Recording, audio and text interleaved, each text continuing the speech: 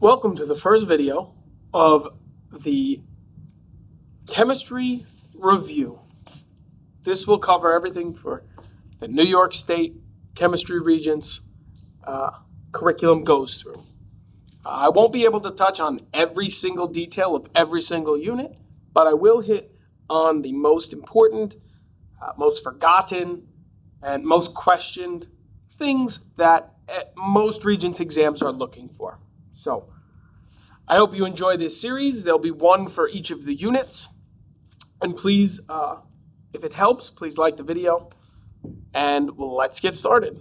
We're going to start where most schools, including ours, starts. And that's with atomic structure. So everything that we're going to be talking right now is the basics parts of the atom. I'm going to go through this. I'm going to fill in some blanks as we're going. But I'm also going to expand upon it. So let's start. The most basic and important thing is that the number of protons, which are positive, remember, and the number of electrons, which are negative, are equal if we are talking about a neutral atom. So anytime a question is referring to an atom of an element, it's referring to protons and electrons being equal.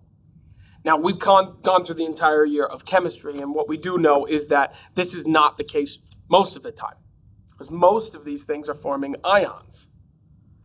And so an ion, right, now we're here, an ion has more or less electrons. So we've either increased or decreased the number of electrons gained or lost. And here's how you know the difference. If an atom were to gain an electron, that ion is going to have a negative charge. Right? That ion is negative. Electrons are negative, so if you gain an electron, you become negative. And additionally, every negative ion has a larger radius than the atom. When you add more stuff to the outer parts of an atom, the radius, the size of the atom gets larger. And obviously the opposite is true. If the atom loses an electron, that ion is going to become positive because since you have lost an electron, the atom is less negative, and therefore it is positive. And if you lose more stuff, you get smaller. So you can see a lot of this in these pictures below, right? Where sodium goes from being P's equaling E's to losing one electron, and it gets smaller. Chlorine's the opposite. It gains an electron, and so it gets bigger and becomes negative. The next thing that we could talk about here is the nucleus. The nucleus of an atom is always positive. The nucleus is always positive. Because in the nucleus, the only things that are there are positive and neutral charges. So it has to be positive. The nucleus is where we find nearly all of the total mass, but in Regents chemistry, it's all of the mass. So a couple of things from this unit that are frequently showing up on the Regents exam is in the modern wave mechanical model. That's what it's called, the wave mechanical model. It talks about electrons having wave-like properties and being located in this thing called an orbital. Almost all of the time, this is exactly how it is phrased. And this is the wave mechanical model, showing the electrons kind of oscillating back and forth around the nucleus, because these are orbitals. not orbits, orbitals. The other important science test that the Regents asks about is Ernest Rutherford and his gold foil experiment. Rutherford's gold foil experiment was about taking positive particles and shooting them at a gold sheet of foil. And the two things that he noticed here were most of these particles passed right through. Okay, most of the particles passed through. And because most of the particles passed through, he determined the nucleus, or the atom, excuse me. The atom is mostly empty space. But that's not the only thing that he noticed. He noticed that some were being deflected off of this straight line path. Now, a positive and a positive reject each other or deflect each other, whereas negatives and positives kind of are attracted. In this case, what he assumed, since the particles were positive and then being shot in all directions, including back at him, that there must be a small, dense, positive center. And these are the two conclusions from Rutherford and his gold foil experiment. Ooh, can't go moving that. There we go. All right, more from this unit. A big common misconception are these two things that have to do with mass. The first one being the mass number. The mass number is a simple calculation. Okay, the mass number is only for one atom, right? We are calculating the mass number of one atom. And that atom's mass is calculated by taking the number of protons and adding the number of neutrons. Electrons do not matter for mass because they do not have any mass themselves. They have a small little mass, but for Regents chemistry, they don't. So, the mass number, the protons and the neutrons, that's how we find the mass number of one atom. Now, typically, people get a little goofed here because they confuse that term with atomic mass. Now, atomic mass is a much more complicated calculation because it is a weighted average of all of the naturally, it has to be naturally, occurring isotopes of an element.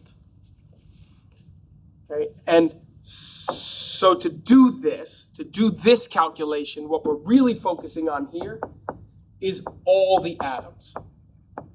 We're trying to find the average of all the natural atoms. And to do that, our calculation is a little bit more complicated, where it's mass of isotope 1 times its percentage. And we add to that the mass times the other percentage, the other abundance of another.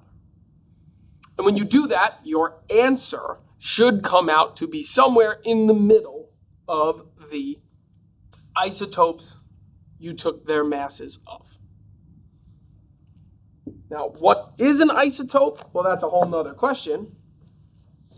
An isotope, if you don't recall, are atoms with the same number of protons, but a different number of neutrons.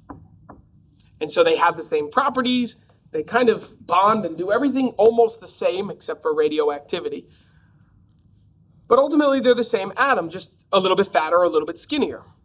The one famous one or most well-known one, are the three different versions of carbon. Now, it's important that you are aware that every carbon atom has 6 protons. If it had anything other than 6 protons, we wouldn't call it carbon. So each 3 of these isotopes I'm about to draw have 6 carbons, 6 protons. There are 12 mass on the first isotope, 13 and 14.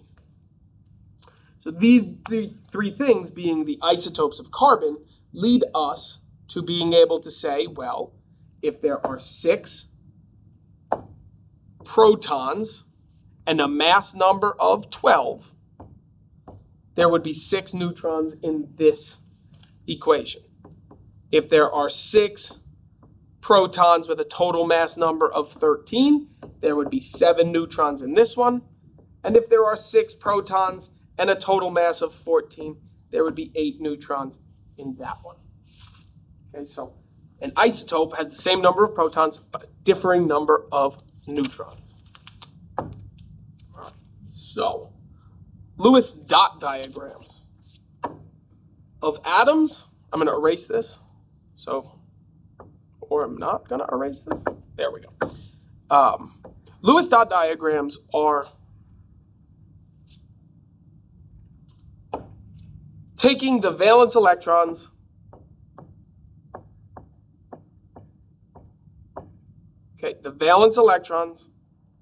and putting them around an atom. And that's what a dot diagram is. So we'll just use oxygen, for example. The reference table, or any source that you are using, will tell you that there are 6 valence electrons in an oxygen atom. And so all we have to do is draw the O. This is a Lewis dot diagram, and have 1, 2, 3, 4, 5, 6 dots. We have to have 6 dots for oxygen. We'll talk about how to do ions when we talk later in one of the further units. So we're almost done. We have 2 things left, and that is to talk about electrons moving. So the first thing that's important, I guess you would say, is to just be able to note that when electrons are in higher energy levels, they are going to have more energy than anything below it. So the first level has the least energy. As you move up, the third will get more and more and more and more as we go. So if we use magnesium, for example, and we looked at its electron configuration of 2, 8, 2, this would be telling us the first one is the first shell, the second number is the second shell, and the third number is the third shell. So in this example, the electrons in that first shell have the least energy, and the electrons in the last have the most or more. And this comes into play really when we're talking about light energy and emission spectra. And the key here is that light energy, an atom releases light. Light energy is released when excited electrons, higher levels,